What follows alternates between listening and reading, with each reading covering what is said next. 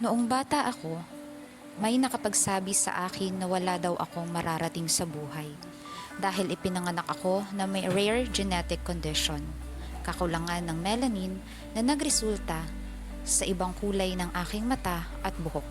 Sobrang puti ng aking balat, nasisilaw sa araw at sobrang labo ng aking mata. Minsan, may mga tao na magda-doubt minsan ng kakayanan mo, lalo na at nasa larangan ako or nasa profesyon ako ng pagtuturo. Kaya may mga pagkakataon na hindi ibibigay sa akin ng isang gawain kasi baka hindi ko kaya. Hindi naman ako nakatanggap ng panghuhusga, pero pagdududa, naranasan kong makaramdam na ako ay iba. Basta in short, si ma'am is napakasipag.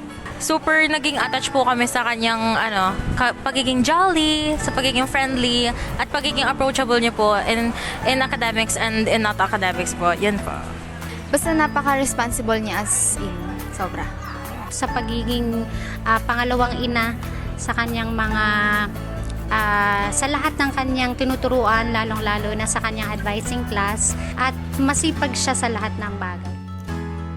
Nagpatuloy ako sa kagustuhan kong maging guro, palipat-lipat man sa loob ng 6 na taon ng paaralan na pinagtuturuan, dala ko palagi ang mithiin kong makapagpatuto ng mga bata.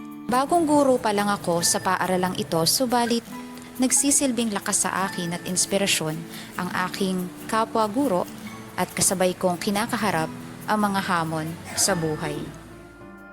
Very challenging for me to think about interactive lessons and engaging activities. My struggles as a teacher is first one, the behavior of the student. Second is time management. Hindi lang naman pagtuturo ang kailangan gawin ng teachers. Meron pang ibang task na naka-assign. Yung kanilang attitude na yun, yung napakalaking challenge na dapat mabago.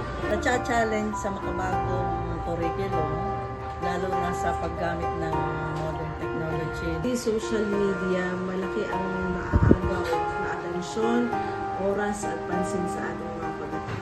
Dahil alam ko na ang lahat ng ginagawa ko ay para sa mga mag-aaral na maaaring nakakaranas din ng tulad ng naranasan ko.